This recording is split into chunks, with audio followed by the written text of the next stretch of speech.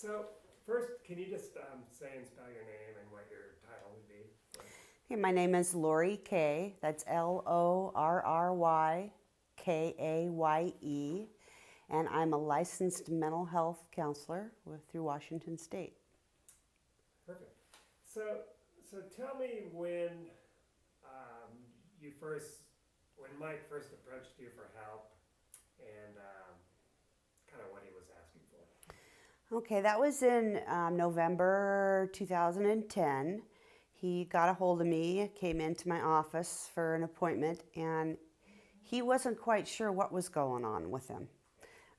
He was feeling what he described as this heaviness and this fog. Just wasn't doing very well. I gave him what's called a Beck depression inventory. It's a 3-page question and answer thing.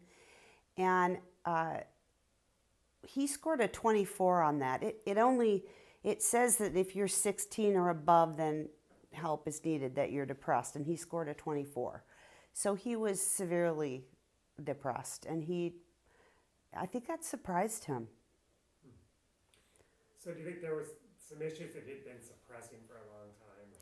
Yeah, he was going through a divorce at that point, his second divorce, and he was going through some child custody issues, and that I think that was weighing on him, but I think there was a lot more than that. And I think, in my opinion, there were a lot of things that he was suppressing. So over the course of, well, a couple of years, really, we started to deal with some of those things. Great. Just let me look at this real quick. Just to make sure.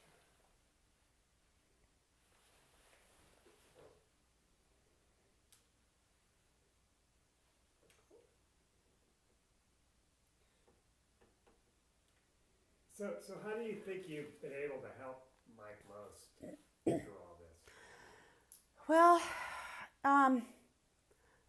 being his therapist, I thought it was important to really look at some of his family of origin issues, some of his relational issues, and his trauma. The trauma of losing the ability to walk, his paralysis. And I think that in Mike's mind, he was done with that. He had worked through that, and that was not an issue whatsoever. And I didn't really agree with him. And over the course of time, after we dealt with a lot of other things first, I pushed him to really take a look at that and to go through that trauma. There was a lot of different therapeutic techniques that we employed to do that, but I think that was a big one. And he said over the years that people have suggested to him that he might want to try skiing again. And he's always said, no, it's not the right time. Do you think working through some of these issues maybe made him reconsider that? Or? Yeah, I think Mike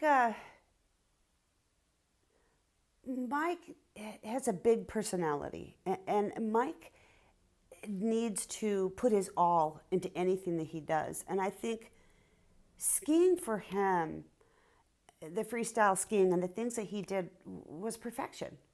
That was perfection. And any thought of going back and having it be less than perfect, I don't think it appealed to him.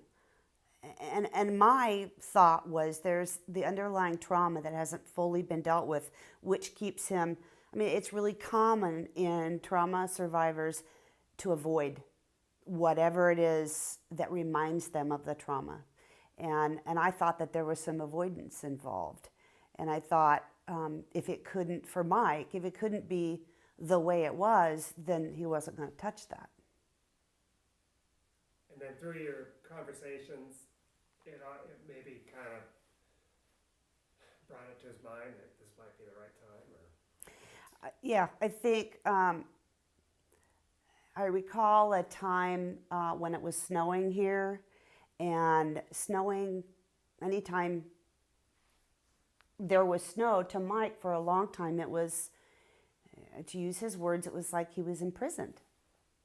because when you're wheelchair bound, I mean, it creates, I think there's a lot of fear and a feeling of being trapped. And I think for years, that's the way he had looked at it when it snowed. And I think through therapy, through working through a lot of old traumas and old family of origin issues and the trauma of losing his ability to walk, of the paralysis, he began to look at it differently. I think he began to see that maybe it doesn't need to be a prison.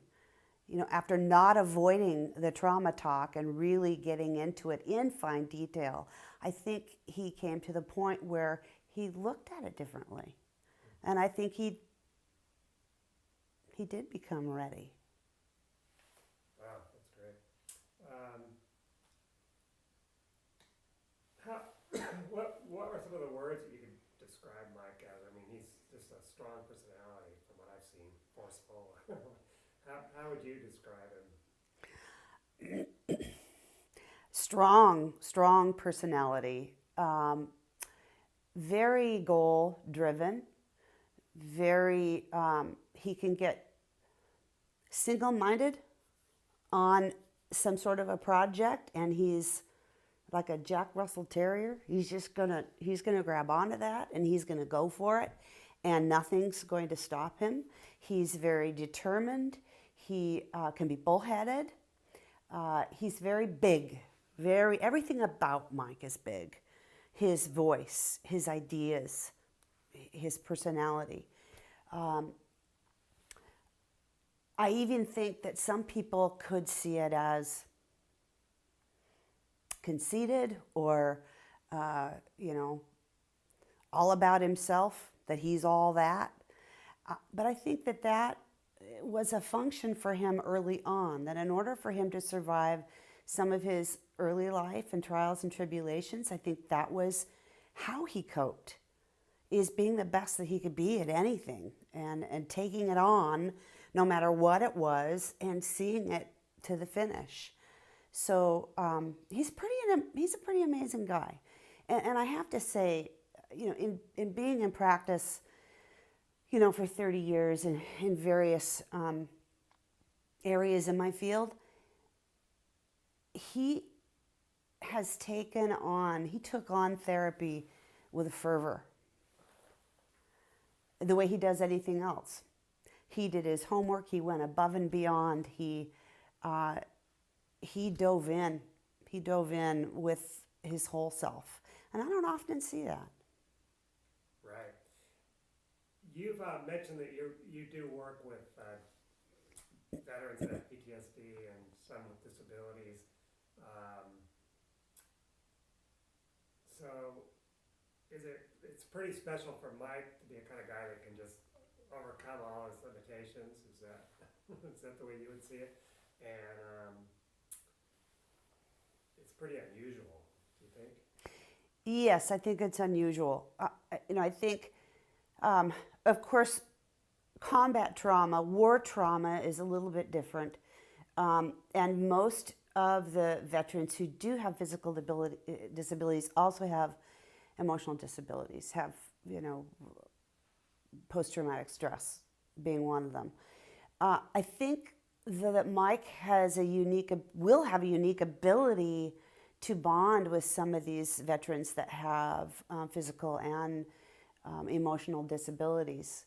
I think he can relate to them on a level that maybe you or I can't relate to them. And I think it's a wonderful way for Mike to be challenging his efforts or directing his efforts at this point to be able to help wounded warriors. That's great. So you were saying he had some issues early in his life. I mean, like maybe just briefly we could talk about those that would have created this personality that you see today. Okay. Well, he was abandoned by his mom and then stolen by his mom, taken away from his dad. He moved around to school after school after school after school. So there were abandonment issues. There were, you know, trauma issues as far as not being able to trust, not being able to bond, um, intimacy issues when you've been abandoned, that kind of thing happens. Uh, you know, and I think there are some people who fall apart when those sort of things happen. Uh, they might get into doing the same sort of behaviors, moving around, not being able to bond, abandoning. Uh, but I think Mike found, well, he talks about his stepfather, Jack, who really helped him to find himself, I think. And he loved Jack so much that he chose to stay with him when his mom left for the umpteenth time. And Mike wanted to prove himself and prove to Jack that he was worthy of what Jack was willing to do for him and let him stay with him when he was 15. And Mike became this super athlete, this, you know, super person, this huge personality. And I think part of it was he was trying to prove worthy of Jack's love and affection and caring. And so I see that the events in his life have led up to him being this big person, this big man that is going to continue to prove himself, I suppose. Great, yeah. Let's see. So we've talked about goals. What do you think this project's going to do for him? Is it just a continuation of his journey of goal setting and accomplishing things? How has he talked about the project with you? Like, what do you think the benefits will be? Well, I think that Mike is a goal-oriented person, and I think with everybody, I think having something to look forward to is uplifting. For Mike, like I said, having something to look forward to for him is it has to be huge. You know, it's all, like I said, everything is big, and I think it gives him energy. I think him being goal-directed and working toward a project that's bigger than him, that helps others, you know, gives him direction. I think it's going to be very positive for him and many others. And I'm not sure what else you asked. That was a long question. No, that's good. I'm going to stop this for just a second. You want me to stop? Yeah, we can stop it. I actually need to. Rolling. Okay, we were talking about maybe visiting some other thoughts you might have. Well, I think, you know, one of the things that I don't want it to be seen in a negative light, but I think psychologically speaking, when someone has been abandoned by their mom, has been shuffled around, has had different father figures in their life, I think a lot of people tend to feel that they're lacking in value. Somehow they're less than. Because children are very egocentric, and they think that everything that happens is because of them. So I think something that contributes to Mike's big personality is subconsciously that he needs to matter, and he needs to continue to prove that he matters, that he is of worth, that he can do and he can accomplish, he can help others. And that's a drive that's really strong, but often subconscious. And I think that's at play here too. Does that make sense? Yeah, totally. I mean, we all feel that way. Mm-hmm. Like as a photographer, if nobody calls me for a week, I start going, wait, what's going on? Exactly. Exactly. You go, God, what's my next step? Exactly. So, let's see. You know, there's. I'm sorry. Go ahead. Oh, just a kind of not a deep issue or anything, but are you excited to see Mike take on this project? There's some unknowns about it. Is he going to be able to climb up that mountain? Is he going to be able to ski down? I mean, he's putting himself out there totally. You know, on the radio, we're doing this, and there's a lot of, like, some people would feel a lot of pressure, but it seems like it gives him drive. Yes, I have concerns. Concerns that I don't have a lot of concerns for Mike and his psychological well-being, because what I have learned about Mike is that it doesn't matter what's thrown in his path. He will overcome it or find a way around it or over it or through it. It doesn't matter. I think psychologically he's sound and he's going to do well with that. He put himself out there with relearning to ski after 28 years. He was confident it was going to happen, period. And that's just the way it was. And in sessions, sometimes he'd say, maybe it'll take me longer than I thought, maybe it'll be more difficult than I thought. But he prepared himself for months and months before that. And I knew that no matter what the outcome of that, it was going to be okay. The same with this project. Mike will be okay. The concerns that I have are concerns that probably anybody that knows and cares about Mike is he going to be okay physically? Is he going to be harmed physically? There's anybody who has the kind of injury and paralysis that Mike has, there's risk. There's risk involved. When he was preparing to relearn to ski and working out at the gym, he got, a sore, and it doesn't heal the way it should heal. And he had to see the wound care specialist weekly, and he had to have bed rest. And so I worry about him physically, but psychologically, I don't worry about that. He's sound, and he will find a way. That's great. Yeah, that's a good point. Just from all the tremendous amount of training he's going to have to do, plus just accomplishing that. I mean, it's like 20,000 reps of the same over and over. Is there anything that you think that we haven't talked about that you think would be important? Important to this project? Yeah.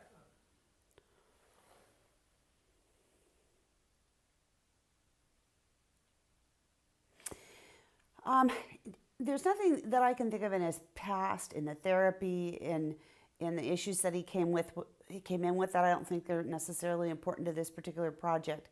But I have to say that what I've watched transform, the Facebook, the people following him on his journey to coming back to skiing, being the skier again.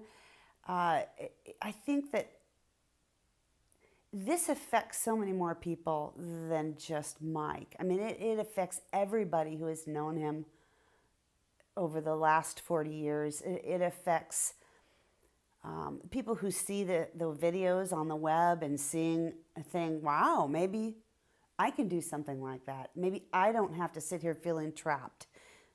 Maybe I can take his lead and better my life.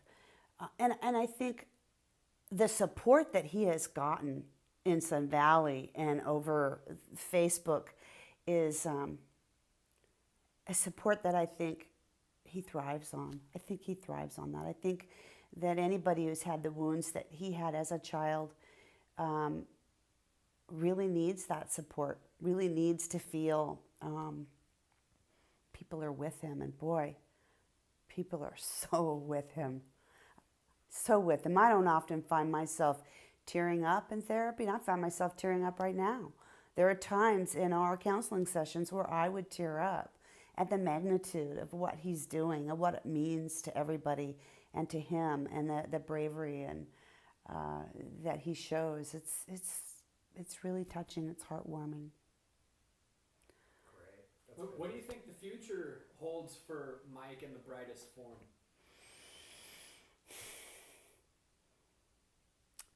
I think the future, I think he's going to keep going.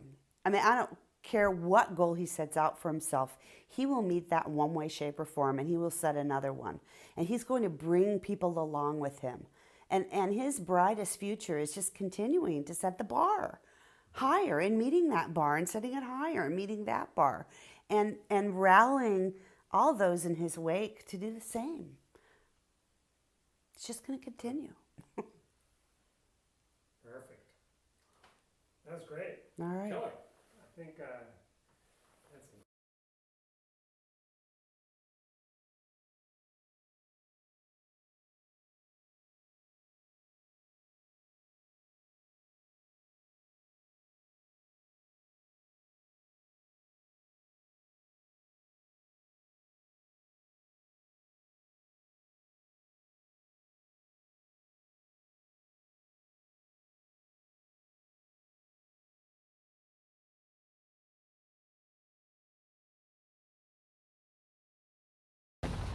So my accomplishments in sit skiing and monoskiing are making it to regional and national as well as international competitions.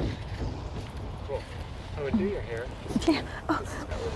What age were you? Just a little background. Okay. About that. I learned to ski and race simultaneously in 1979 via the Ski for All program at Snoqualmie Summit. I was one of the first students they ever had, and it started off with the word sit ski eventually evolved into monoskiing. A sit ski was a toboggan, literally a toboggan, small toboggan, where you sat on the ground, and that was the sit ski. Over a period of time, and that was like 1979, 1980. Over a period of time, by 1985, in Germany, a new version of that evolved called the monoski, because it was above the ground, about 12 inches, and it was a boot-like device, and it had a single ski underneath it with a leaf spring, and it was the GFL from Europe. And everybody wanted to get off the snow from their sit ski, a fiberglass formed unit, to be able to be above the snow and use outriggers so that they could angulate, turn, and utilize the ski down the mountain. That's what happened. That was the beginning of it. That's perfect. What it takes to become like an expert monoski? From all your observations and experience. Depending on the individual on the monoski, I think if a person has skied before, they have an innate understanding of how the ski operates. If that's the case, they can catch on to it very quickly. If it's somebody who has never skied in their life, I think it's going to be more difficult because they don't understand the edging, like waiting, unwaiting, and waiting again, and getting to make the ski work for them. Because if you can get the ski work for you, that's half the battle. And so that for me would be the difference. A person who's never skied versus a person who has skied. I think Mike, because he had skied before, would pick it up. I knew from the second I met him that when I went all out to recruit him, which he said no to, and we can come back to that or whatever, he would pick it up like that. Okay, so now let's get into the mechanics of it. When we were out there with Mike, he was having to put a lot of pressure on his outriggers. Right. And it looked like he was almost forcing himself to turn like that. And you're talking about waiting and unwaiting. Right. So, Right. So that's interesting. Right. So if you're skiing the right way and letting the ski work for you, the outriggers are your poles. They are there to assist you when you are off balance. In a monoski, the outriggers are there to help you initiate the turn, and then you use your torso to get back off of it and use it to initiate it and come back. If you are dragging them, it's probably because you're new. You're a beginner and you're nervous and you don't know how it's all working, so you're dragging them and you're overusing your upper body and its strength because you are afraid. And that's really natural and normal for anybody who's learning for the first time how to ski. And then until you have white knuckled it all the way to the bottom, you will learn that eventually over time you can pivot forward, come back, pivot forward, come back, and over time it becomes very fluent. John, when she's moving, I'm getting some cracking, just so you know, or like it's like scratching on Okay, her don't. necklace. Yeah, So, that's why I gotta hide. Hey. For me, it's hard to imagine where he's going to ski as well as how he's going to get up there. I believe with the enthusiasm, passion that he has about it, that he could get himself there and he could make it happen. Mike is demonstrating that left and right since he came to me. I haven't heard from him for quite some. I met him I met Mike in 1991. I was training to go to the 1992 Paralympics. He was dating my trainer at the time. So in 1991, while training for the 1992 Paralympics in Tignes, France, I met him. At that time, I had learned that he was injured at Alpental in a freestyle event, and thought in my heart of hearts that this guy would be a no-brainer candidate to get to start back skiing. I never skied before my injury. Prior to, I had been competitive my whole life. I'm the youngest of 10 kids. I had 6 older brothers, 3 older sisters, and I think there was just sort of a competitive nature in like sort of survival in the family, in the household. I participated in all sports before skiing came out. I was a national competitor in swimming, track and field, road racing, javelin, shot put, discus, and that was just sort of my nature. When skiing was evolving for the first time, I jumped on that wagon, and then that's where my passion was, and I took to it and never looked back. Hey Shannon, we're gonna have this cup. So, because I've always been a can-do person, once I got involved in skiing and got hooked, from the very beginning, from when I had my accident in 1970, I was 10 years old, I immediately learned that the wheelchair was not going to get in my way of anything I wanted to do. So I pursued all the sports, and I pursued skiing, and I just took every single one of them to the limit. So I believe that anyone who has it in their heart, it's ingrained in them, it's their passion, and they want to do something, they can do it. They can do it. I believe Mike can do it with all my heart. And I hope the best for him, and I think he will, it's a life experience for him, it's his journey, and he will figure out in the end how that plays out. I can't say how that's going to play out for him. I believe it can happen for him. It just is, it's out there. And when I met him in 1991, and I recruited him, and then I recruited him to ski, and then I recruited him to ski and bugged him to no end, he was not interested. It was not the time for him. He was just not there. And then he contacted me 6 months ago, kind of completely out of the blue, hadn't heard from him, and I reconnected, spent a lot of time with him, hearing about what he wanted to do. Where he was at 6 months ago was just getting to Sun Valley to try skiing. That was huge.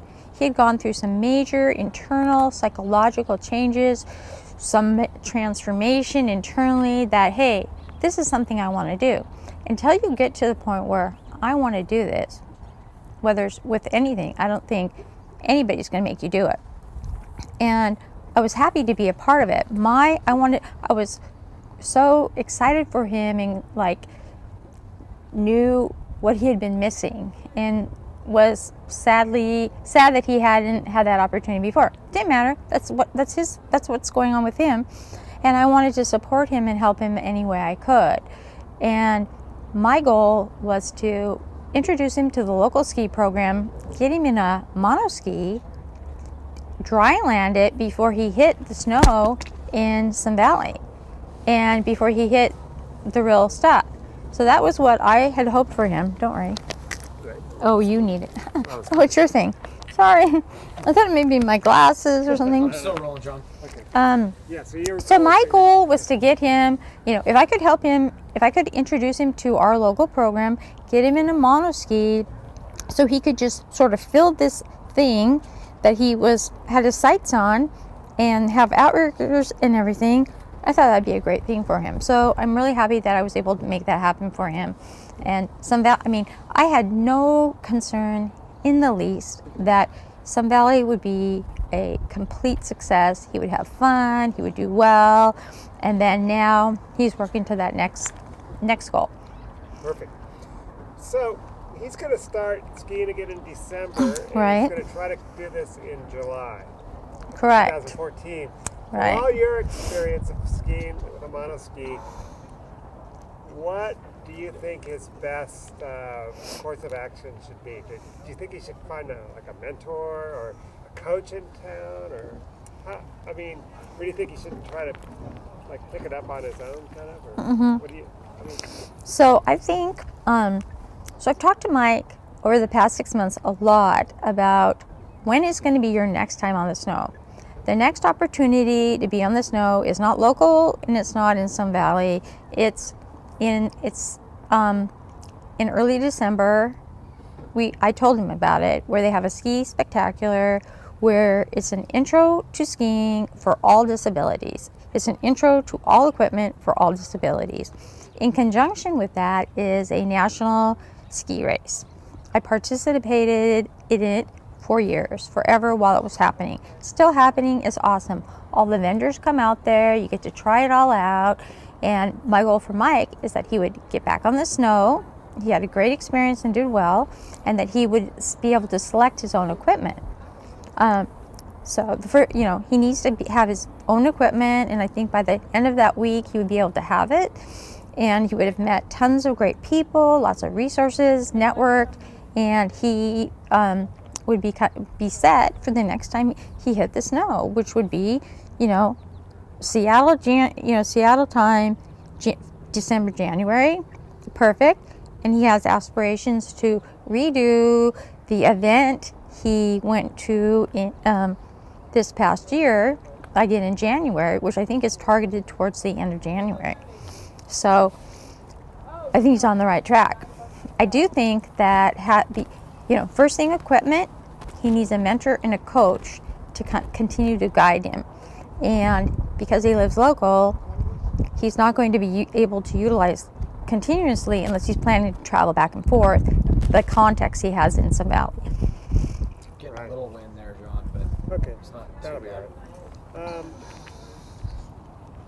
Because I know the calendar of what they do, where they do it, and everything. So it's good. He needs his own equipment. He needs more time on the snow, and he needs more awareness about those ski conditions too. I mean, just Tell me a little bit about you've been like a champion skier. What kind of mindset do you need to accomplish goals like he's trying to do, or like you have? the mindset. Right now, Mike has the mindset. He's a shaker and a mover, and he's tackling everything just like he should be doing. He's physically working out. He's mentally got it under him, and he basically needs more time on the snow. He needs more time on the snow with his own equipment to improve, and then he needs to do that. He needs to have miles and miles under his belt, miles and miles skiing under his belt. Confidence to go from the green to the blue to the black. And with that, he will be better prepared to tackle Mount Rainier. Right. Even at his age, sorry, I'm kind of cold. I'm pumping my own blood. If he could participate, but I don't even want to verge into it for him. If he could even get into some of the racing stuff, whether he wanted to be a racer or not, all good skiers come from being racers, because they have to, oh my gosh, there's that tree, and whether you're an able-bodied skier or not. My two children were ski racers. My husband's a coach as a result of my whole whatever. And anybody who's had to do, downhill, super G, go places where they maybe didn't want to, turn out to be the most fabulous skiers out there. So that could kind of help him, but I don't want to even, we've never even talked about that, but we're not there yet. He needs equipment first. I agree with that. Oh, absolutely. Yeah. Good. What do you think about Mike's, his mission to, seems like he's out to help the wounded veterans that are coming back? I think Mike has demonstrated in his community that he is the kind of guy who likes to give back. He likes to help others. He's got a very big heart. You know, not only is he a dad to 3 children, which he loves, and he's involved in all their activities, and he does whatever he can and is available for them. He's also made himself available to his community and to various groups, organizations, and has taken them on all on his own and sort of created them. So I love that he has chosen a new cause. I think the Wounded Veterans is amazing, awesome. I know there are so many people there who would be so excited to ski, who could do it easily. During my era of skiing, there was the Paralyzed Veterans Association, and unfortunately, that group via the Vietnam War were not celebrated. As I think back, I mean, it still kills me to this day that they were not celebrated. And right now, in this year of 2013, they're being celebrated, and I love that. And if Mike wants to support it, and he can, and I know it's in his heart, I think that is, I just can't say enough about it. Fantastic. Great. So much movement. So, what's really important about navigating the hill on a monoski is utilizing your outrigger. Very similar to what you use your pole for. You pivot it and you turn. You pivot it and you turn. Any new beginner you see on the mountain is like white knuckling those poles, and the last thing they want to do is fall down that mountain. And so if they don't angulate and lean their body downhill, what happens? They just turn right back up that mountain and they fall over. Similarly, on a monoski, single ski, that ski is designed to turn, especially curved skis. And with the outrigger is a balance assistant, and they're there to put out, to pivot on the end. And if you lean your torso into it and you lean it downhill with your head pointing in the direction you want to go, the whole ski will just come around with no difficulty. Then you lean forward, just like an able-bodied skier, and then back, and then the other way you plant for a short period of time your other outrigger, lean downhill looking, and then you pivot around and you're back up. So it's very fluid, and effectively you eventually are doing like giant slalom turns or slalom turns, and you're getting down the mountain. If you're clenching them, white knuckling them like a stand-up skier, you end up just going back up the hill and falling. And as a beginner monoskier, oh my gosh, I did that all the time, and it was so frustrating because I did not want to fall downhill. And it's hard for an able-bodied skier, you have your ankles, your knees, and your hips. Those are your joints and leverage to turn to get down the hill. When you're a sit-down skier, you have your hips and your upper body. So you need to maximize that to weight it and make all that happen. So it just takes time. Right. Good explanation. I think we almost covered everything. Unless you can think of, anything else that you think Mike should know about Mike? Or? Well, I didn't know. In a short summary, what kind of guy is Mike?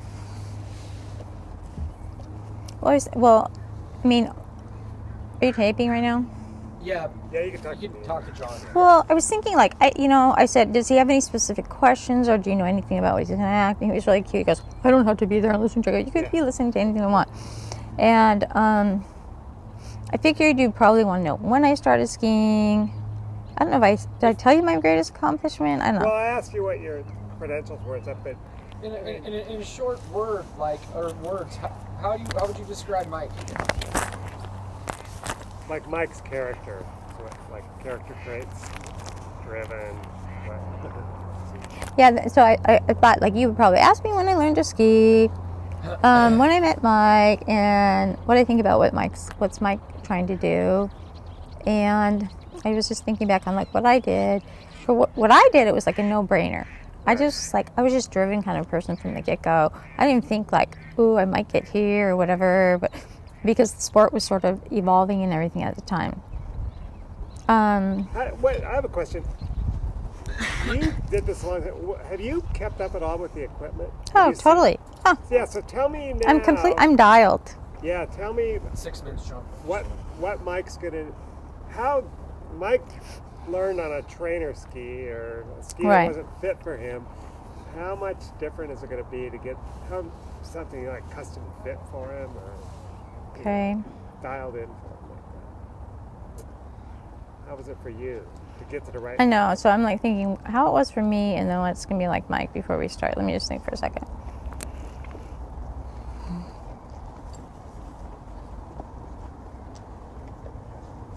It's not the privilege, but he's going to have the.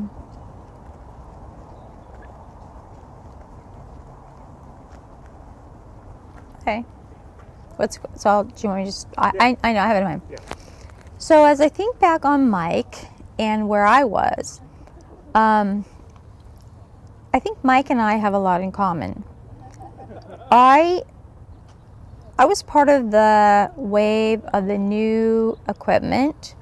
It had just been, it was quickly evolving to the monoski, and the monoski took me many places that I would never been able to be with the ski that was a toboggan-like device.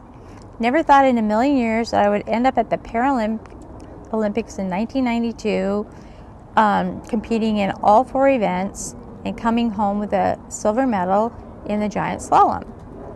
Mike has the luxury, which I'm so excited for him, that he has all the benefits of that equipment that came to be, which began in 1985, that is completely available. There's like 3 to 5 monoskis to pick from. He will go to his next event, the Ski Spectacular in Breckenridge, Colorado, this first week of December, and he will try it out. That equipment, he will be able to fix it quickly. He will be able to fit and find out what works for him quickly, outriggers that work for him quickly, and with that, he will just have such an opportunity to do whatever he wants with the ski. Whether he wants to ski recreationally, if he wanted to ski and compete in the Masters capability, he could do that. He could race. He could ski slalom, giant slalom, Super G and downhill if he wanted to. No problem. He could just go and be his own extreme skier. There's so many possibilities for him with that equipment that's out there, and he can do whatever he wants. You know, sky's the limit. So that's what, and Mike has, you know, when I met him, he's very outgoing, very personable, and because he's been reflected to me in the past 6 months, he's on his way, hands down. That's perfect. Do you think you would ever go to Breckenridge? And do you ever go? Do you go to that anymore? Or you've kind of stepped out of the sport a little bit. Or? Yeah. Well, I raced from 1985. I was kind of ready to quit because it was a long story, but I went out. I was like, we didn't have funds. Like the ski team didn't fund us back then. We were like the hit and miss, like low people. Right. It was like ski team, freestyle, downhill, Nordic, whatever and then disabled. Now they're funded. I was, right when I was getting to quit, I was invited to join the team. I raced from 1985 till 1994. In 1994, after I finished skiing, because I was trying to get it out of my system, I got married. I got married the same year I got invited to do the team. Raced for 9 years, and then my next dream was to move on and be a mom. Got pregnant. I was training at Salt Lake City in 1993.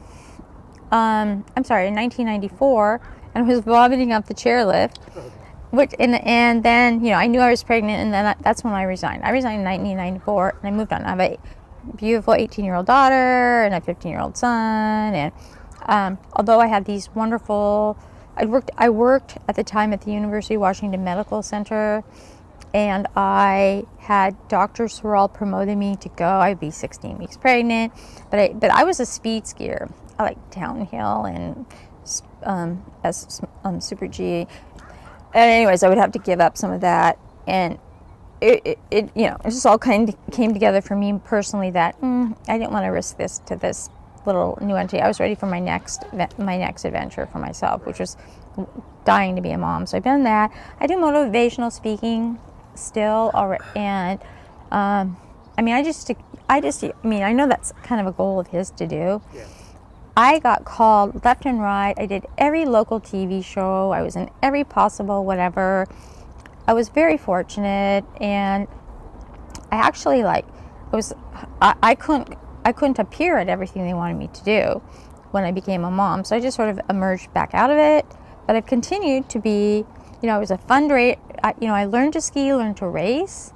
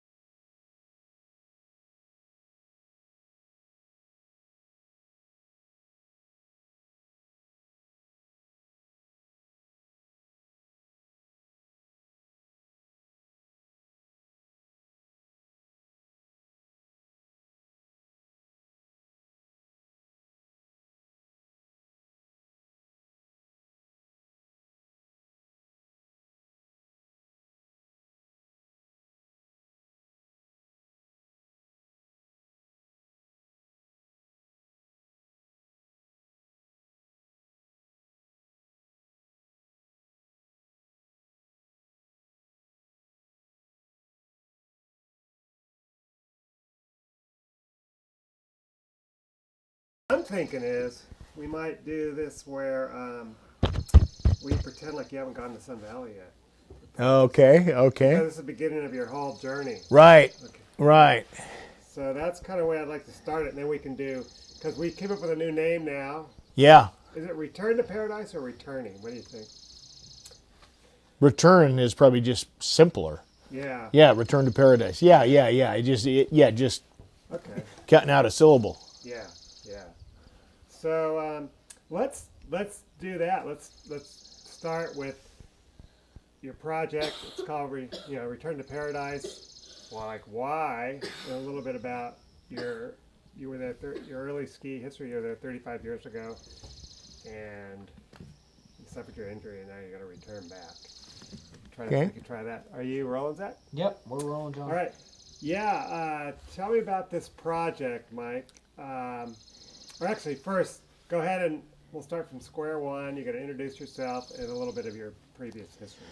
Okay, my name is Mike Vowles. I am 57 years old. I am a former champion level freestyle skier from back in the 1970s. I got injured hitting a tree snow skiing, spinal cord injury back in 1985. So it has been 28 years since the time I got hurt. And I'm looking to go back skiing, and I've got some ambitious goals ahead of me. One of them being going back skiing, learning how to ski again on a mono ski, and I'm also looking to return to Mount Rainier, to Paradise, and the. Here's the thing. Just finish it with learning to ski on the monoski. Yeah. We'll go to the next thing. Okay. We'll do it in little bursts. Yeah. Okay. Let's try that again. and Let's try pieces. that again. Okay. All right. Yeah. So introduce yourself and a little bit about your Okay. past. My name is Mike Vowles. I'm 57 years old. I'm a former championship level freestyle skier from the 1970s, and am about to embark on a journey of going to Sun Valley, Idaho, and learning to ski again after 28 years away. Perfect. Good. So why after 28 years?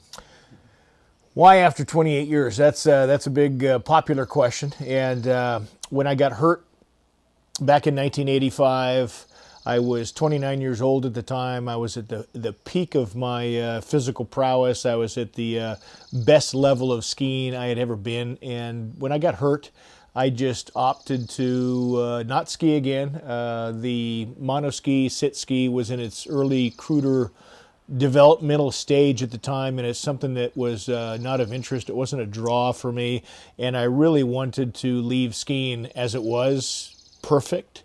And I pretty much chose to put it up on a shelf, put a little glass case, crystal case over the top of it, leave it as it is, and I just said to people, that's a closed chapter of my life, and I want to keep it that way. I want to reserve that as just being a perfect part of my life that I did, and I didn't want to ever do it any different than the way I did. I didn't want to compromise that in any way, shape, or form. Perfect. Okay, now we've got this project. It's called Return to Paradise. How come that name? Well, Return to Paradise, I'm looking to go back to Sun Valley, Idaho soon and learn how to monoski, and I'm anticipating going back into skiing permanently. It's something I haven't done yet. I don't, while I have, I anticipate how well it's going to go for me, but it's still an unknown because I haven't done it for 28 years. I've got myself well conditioned in preparation for this, and one of the things I want to do is return to a spot on Mount Rainier, which is where the Paradise Lodge is. Some 36 years ago was the last time I was at Paradise on Mount Rainier. And when I was there, I was working with John Mohan and Walt Hiltner, who are co-authors of a book on freestyle skiing, the fundamentals. So the last time I was up there doing full twisting front somersaults, all kinds of aerial acrobatic maneuvers as a demonstrator for this book. So it's been a long time since I've been up to Mount Rainier on Paradise, and I'm looking to go up there and ascend, self-propel myself up to the 10,000 foot level to Camp Muir and ski down. So I'm returning to Paradise literally, but it also reflects my return to skiing, because skiing was a gigantic, integral part of my life, and it was my paradise. It was my paradise for 16 years, and I'm looking to recover that and get it back, and going up to Paradise on Mount Rainier is a piece of that. So Return to Paradise is the title of the documentary ski film I'm working on. Perfect. So what's it going to take, do you think? You got to learn how to ski, and you've also got to figure out how to get yourself up there. Let's talk about getting yourself up there. What's the planning process for that? Okay, well, with the assumption that I've learned to ski again and that I've had time to get proficient at it, which I fully anticipate I will, I've started working through some design work on figuring out how to self-propel myself up to Camp Muir from Paradise, and we're looking to build something where it's going to be a set of skis with something that I'm sitting in. I'm looking to be pedaling my way up with my hands and my arms, and going up on a static line. So we're in the design process of that right now. I'll probably have a team of 8 to 10 good skiing friends of mine that are going to help me go up, and whether it's going to take 2 days to get up Camp Muir, whether it could be done in 1 day, that's the kind of thing I don't know about, but I'll be training for that once this apparatus is engineered, and I'll have the start of next ski season from December to July to get ready for that. So I've got to learn how to ski again, and then I've got to start training with this apparatus that's going to get me up to 10,000 foot level on Mount Rainier. Perfect. Now this apparatus, you probably got some help, huh? Yeah. I've got some help. I've already gotten together with some friends of mine, just to kind of brainstorm our way through this. And we've already made some headway as far as just the brainstorming process about it. We'll be, coming up with something in the next few months where I'll probably be trying it right here in my own neighborhood. Maybe I'll be, working on, sitting in my wheelchair on pavement, going up a hill, and start to get a sense of the mechanics that are going to be involved, so we can find out the best way to put my upper body to use. And, speaking of which, I'm paralyzed from about the chest level down.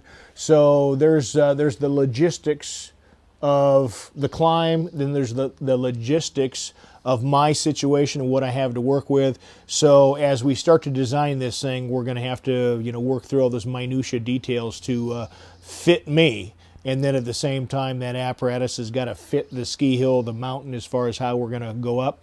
And the intent is once we get up to our destination, that unit will be broken down and put into other guys' backpacks, because I'll be mono skiing down the mountain. That's my intent. Perfect. And tell me a little bit about Brent, your neighbor. I mean, you've got a lot of people advising you. He seems like a real hands-on, handy kind of guy. Yeah, my neighbor Brent, he's a friend that goes back, I guess, close to 30 years by now. He's been a neighbor of mine out here in Duval for a long time, and he's one of the guys I invited over to my house for this recent brainstorming party. He's a guy that just has a lot of hands-on knowledge as far as how things operate, how mechanical things operate. And to give you an example, Brent restores antique tractors. So he's just a guy that knows about parts and pieces. He's a guy that just knows a lot of things about leverage and cable and ropes and pulleys. So when we had our brainstorming session the other night, he definitely shined as far as somebody that was really coming up with some great ideas that were very much appreciated on my part, and has gotten me more excited about the process. Great. Okay, so we have the physical part, you getting up there, you skiing down, and then we have the long-term mission of trying to have this help other people learn how to ski. And tell me about that. Well, when I first came to the conclusion that I was going to take on skiing again, understanding that it has been 28 years since I've been gone, and when I left skiing back in 1985, I was a high-profile skier. I was a marketable person at that time, and this many years later, I'm coming back into skiing, and I'm looking to do some. I'm looking to come out with a big splash, so to speak, and I'm going to be marketable once again. I've gotten myself in great physical shape for how old I am.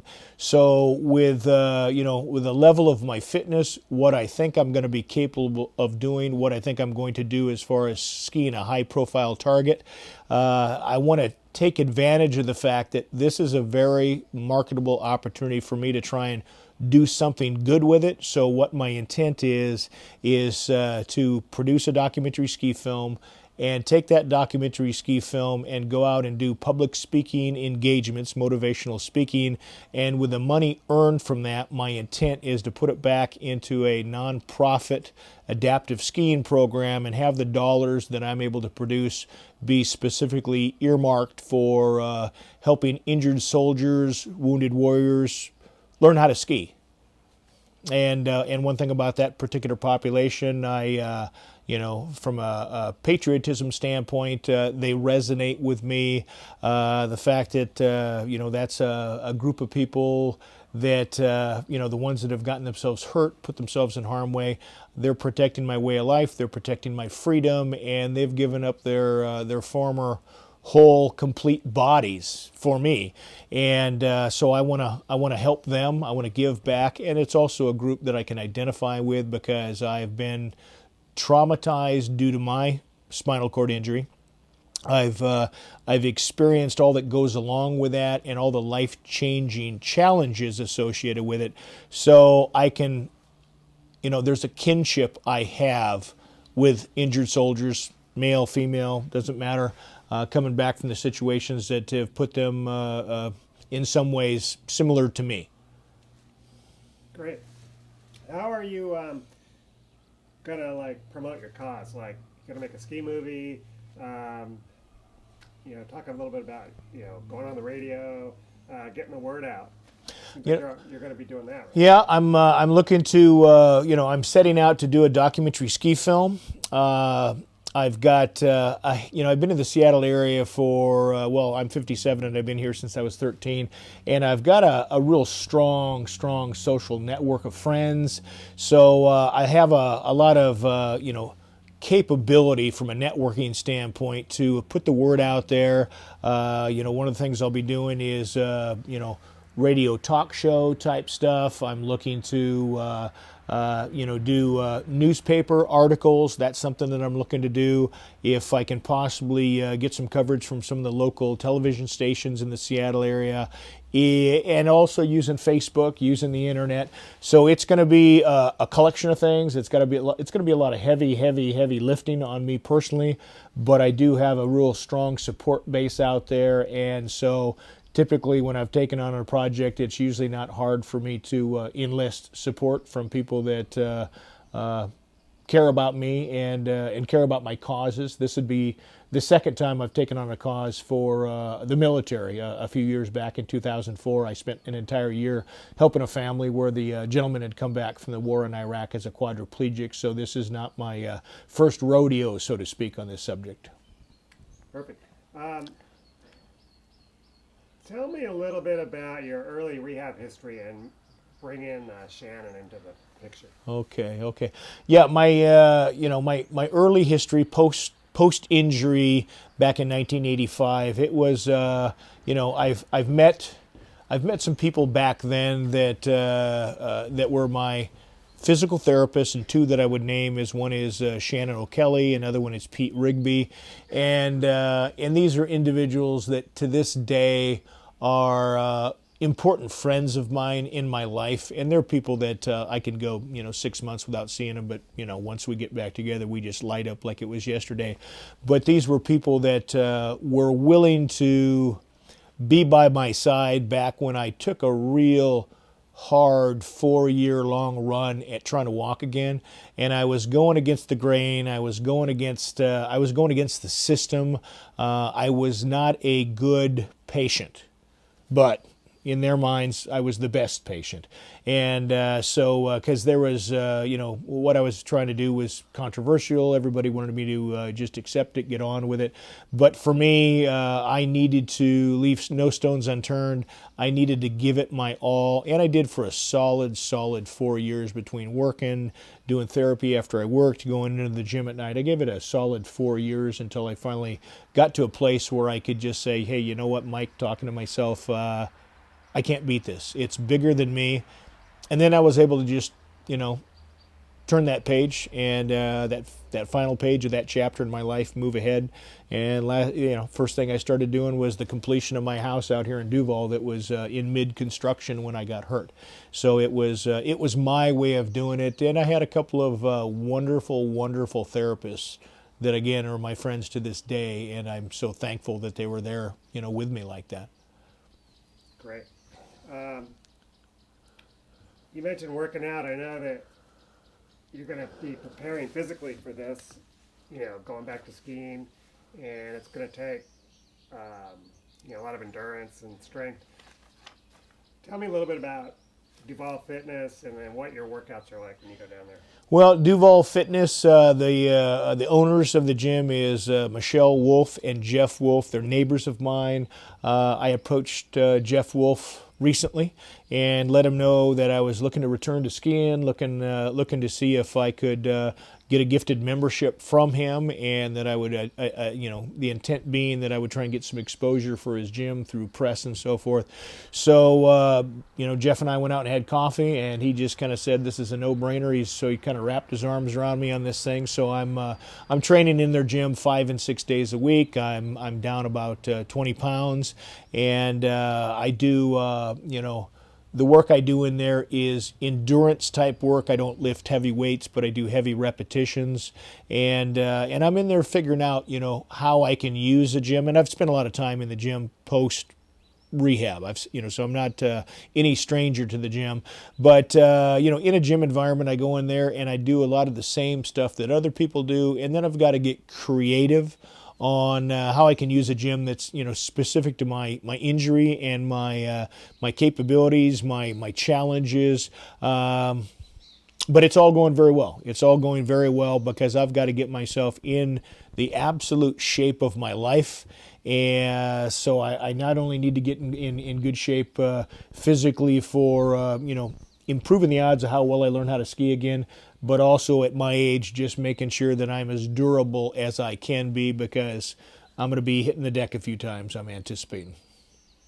Great. So tell me some, like, say, throwing the medicine ball. Give me some specifics about numbers of reps and weights and all that kind of stuff. Okay, one example of one of my workouts I've done in the gym is, I've used a personal trainer down there, Jim Cooper, a couple times, and one day I'm seeing Jim laying on his back, and he's throwing the medicine ball off his chest, catching it, throwing it off his chest, catching it, and I saw him doing that, and I thought, you know what, that's something I might be able to do as well. I wasn't familiar with that, so I started working out with the medicine ball, and the biggest advantage of that for me was burning calories and sweating real hard and starting to take some weight off. So with a medicine ball workout, I'll lay on my back and I'm heaving that ball off my chest. And I started with a lighter weight ball, a 10, then I went to a 15-pound ball, and I'd be doing sets of 50, and maybe I'd do 10 sets of 50, and then eventually it's 10 sets of 100, and I just kept getting stronger and stronger, greater endurance. So I got to a point where I was using the 25-pound medicine ball. It's the heaviest one that's in there, and I'd go spend my entire time in the gym for maybe an hour and a half. Throwing that medicine ball, I might be throwing that thing off my chest, leaving my hands and catching it 300 times, taking a drink of water, toweling myself off 300 times, and just keep repeating that process over and over. And then eventually throwing that thing into the air like 500 times. And I would have people that would just say, man, Mike, I saw you the other day. I came into the gym. That's what you're doing. I left after my workout. That's what you're doing. Like, are you kidding me? But it's just that level of an intensity that I need to do. Whatever the average individual needs to do, I need to just exceed that by a whole heck of a lot with what it is that I've got in front of me here. Great. Tell me a little bit about some of the emotional periods and how that may have led up to your decision to come back, and a little bit about Lori. Yeah. Okay. It's been about 2.5, maybe going on 3 years now that I started experiencing depression. I started to suffer from depression, and it's something that I'd never been affected by. After my injury, that surprised a lot of people that I never got depressed, and it's because I've been constantly ambitiously doing projects, setting goals, whether it be work related on my house, and so I've been very, very busy. And I think I've probably always been about 5 steps ahead of depression. And one of the things that I started working with my therapist Lori, 2.5 years ago when I went in and got diagnosed. And so one of the things I've discovered is that I had a traumatic event that happened in my life, which everybody could understand that, But with that traumatic event, I really didn't work my way through it. I just powered my way through it, and one of the things that happened is I've got what everybody hears about, the post-traumatic stress disorder. Mine being different but similar to the guys that get hurt in the military, in that it's a traumatic event that is kind of staying with me, haunting me. But I didn't know it, and it finally, between that and some other challenges I had in my childhood, it finally just kind of all, boiled up, and I hit some stones in the road where it just became a little bit too much, and so when depression showed up, I started seeing a psychotherapist, and trying to understand what was going on. So with that process of me working through that, I call it a process of self-examination, self-discovery. As I was working through that process, just trying to get to what has caused this to happen to me, because I've lived a very full, active, fulfilling life. But I've come to realize that I was still very broken from what happened to me skiing. So with the process of me working through that and dealing with the mental side of this whole thing, it just started to opening me up to the possibility of skiing again. It's not something that I set out to do when I started doing that work, but it's something that has come about as a result of that work. and it's one of those things where I've just got this giant broken heart that I've lived with due to my loss of skiing, and I get to fix that, and I'm getting prepared to fix that, and it's one of the most incredibly exciting times of my life and liberating times of my life, this path that I'm about to go down.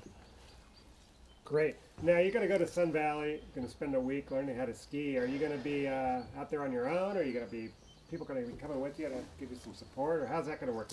Maybe who are you going to be working with out there? Well, I put the word out a year ago that I was coming back skiing, and when I did, I put the word out. I'm coming back skiing. I'm going to do a documentary ski film. I'm going to reunite with my skiing friends on the hill.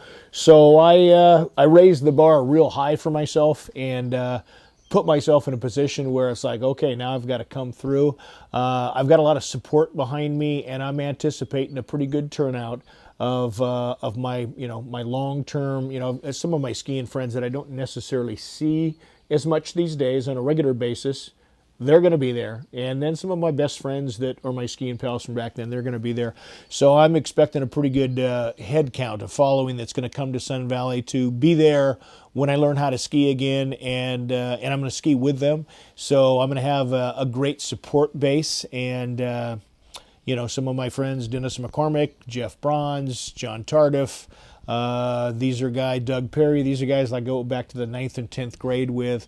And so I'm going to be in very, very good company when I find myself in a very, very challenging and very vulnerable situation. But I get the right kind of support.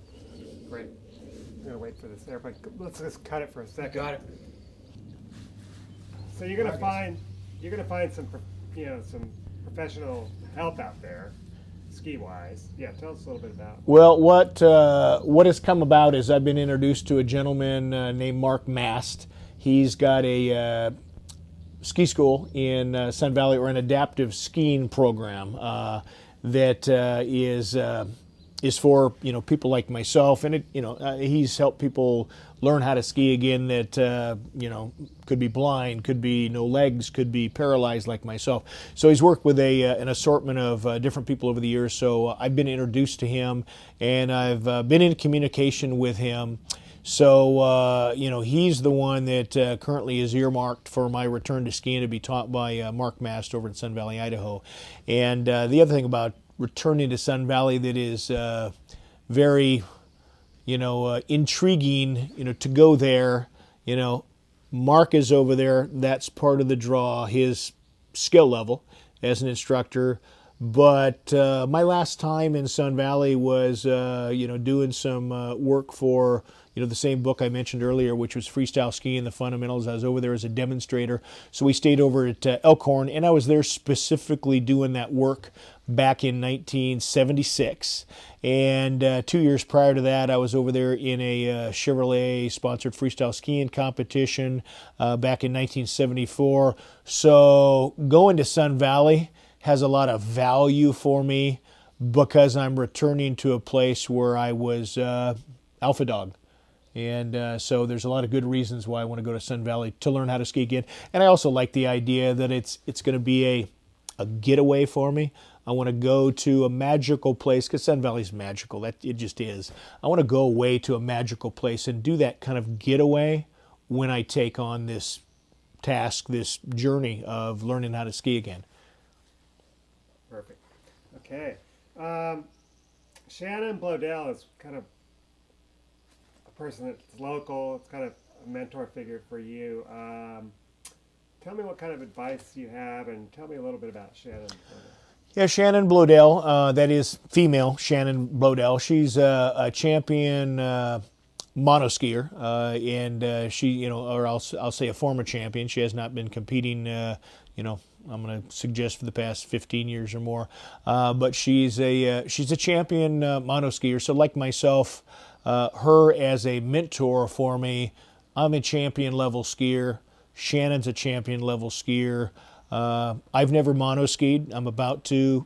Shannon's never skied like I did because Shannon got hurt at age 10, I believe it was, in a car accident. So she learned to ski monoskiing but we're both champions.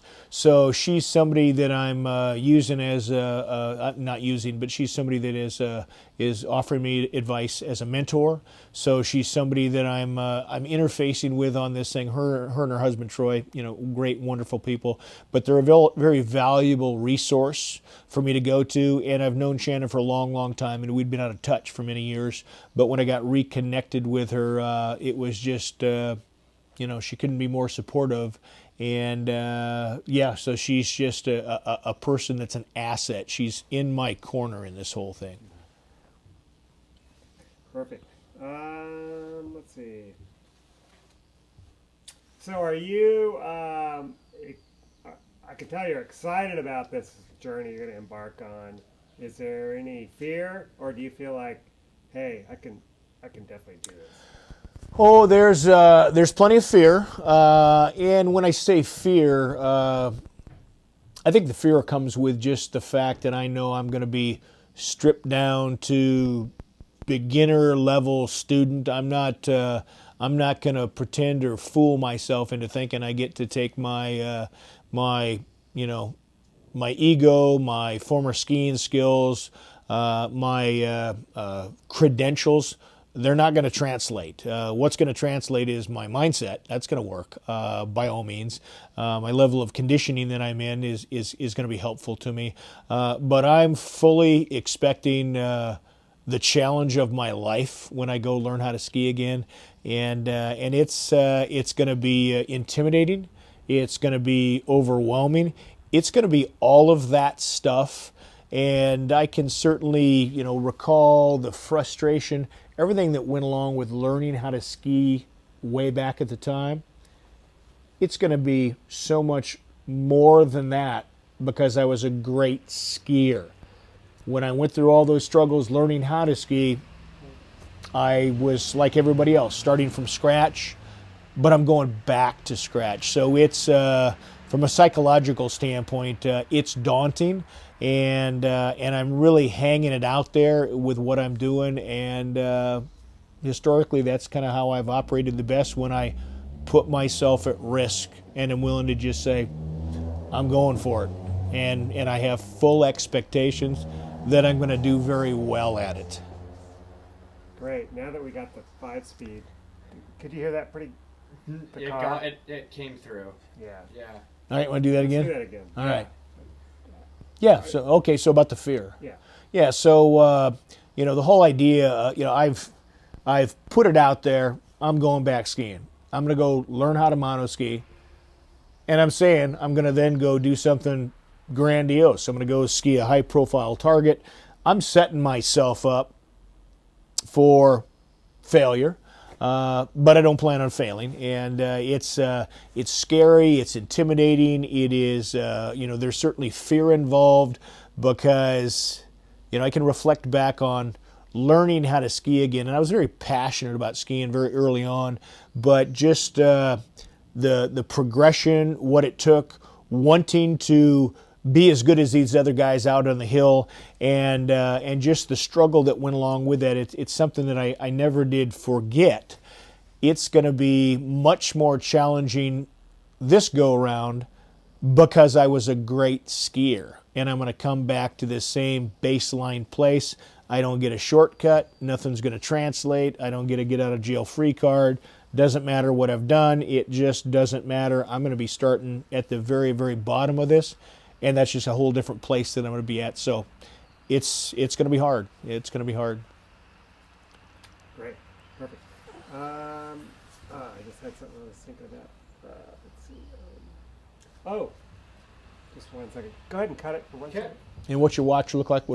Rolling. Yeah, just go ahead and tell us a little bit about that. Okay. When we talk about how I took on, my physical therapy when I was trying to walk again.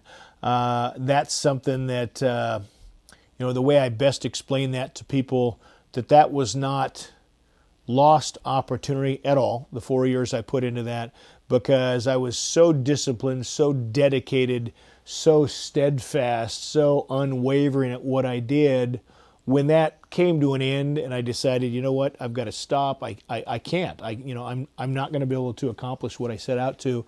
Then it was time to take all that energy, all that enthusiasm, all that discipline, and turn it to the next thing. So, my house here where we are, it's something that I had, it's a hand-hewn log house built off my acreage. Before my getting hurt, I cut down the trees, skinned the logs, and so, so I've never been fearful of hard work. And so, once I got back to, rebuilding my life, like I've told people, it's like the, high-powered fire hose and you're putting out a fire. Well, as soon as you turn that same energy to something else, you apply it differently. So I've had a very fulfilling, busy life with my finishing the construction of my home. I do a lot of environmental work here on my property. I refer to myself as being a steward of the land. My house out here, I do, I've done a couple of garden tours where people come out to visit my property and see my environmental stewardship work. The house, it's won awards for universal design and green design. I've adopted 4 Asian children. I've, done a fundraising campaign, took a year of my life, working with a military family. So, and then, I put in a good stretch with the construction industry and was very successful as an estimator and a project manager. So I just been on the go, just go, go, go, go, go. And that is what has served me, and it served me because being in this wheelchair, being paralyzed, it's a tough go when I go to bed at night, and it's a tough go when I get out of bed in the morning. And so I really have to be moving and be project focused. And I was like that before I got injured. When I got injured, subconsciously, that excessive behavior of mine that was with me before, it got hijacked and it took it to another level. And at this point in my life, I'm really trying to find that fine balance where I don't overdo it, but I've got more conscious control of it these days. But with the whole idea of going back to paradise, return to paradise, title of the movie, and going back up on Mount Rainier, that's just the way that I operate. I have a hard time biting into something and not really tearing it up. So there you go. Perfect. Anything you can think of that we haven't covered? I got something. Yeah. Mike, are you briefly describe, I know we talked about the fear and everything, but are you psyched to go for this next goal of doing Mirror, Sun Valley, going skiing? Yeah. Okay. Briefly, are you psyched on this? No, I'm at a place now. Hey, I'm gonna have to stop you, Mike. Hang on a second. What happened? It sounded like it was popping a little bit. Oh. We're good. We're okay. Sorry about that. Okay. I'm in a place now where I'm finding some inner peace, and this, at age 57, time is motivating me. Time is absolutely motivating me. And this idea of returning to skiing with the evolution of the sit ski / mono ski, things that I see these great high-level athletes doing on the mono ski, I'm seeing something where I'm looking at that and I'm just going, I can be doing something great. Doesn't mean I'm going to reach a level of what I see these guys doing, but there's something out there for me that has me terribly excited. I want to get back up on the mountain. I want to breathe that mountain air. I want to have that wind in my face. I want to be having those conversations with my friends on the chairlift. I want to be in that place of camaraderie. I've always got camaraderie, but that special class of people that's the skiing community. I want to be back doing that. So I am just, and with the idea of setting this big goal to go up Mount Rainier, return to paradise, do something that hasn't been done, but I've still got to go learn how to monoski. It's putting me in that risky place that I did really well at back in my days as a champion level freestyle skier, pioneer of the sport of the freestyle skiing, where my willingness to do that had me producing some incredibly phenomenal outcomes, and I get a chance to take a shot at that, and I couldn't be more excited about it. Right on. Perfect. Good. Yeah, I think we're good. That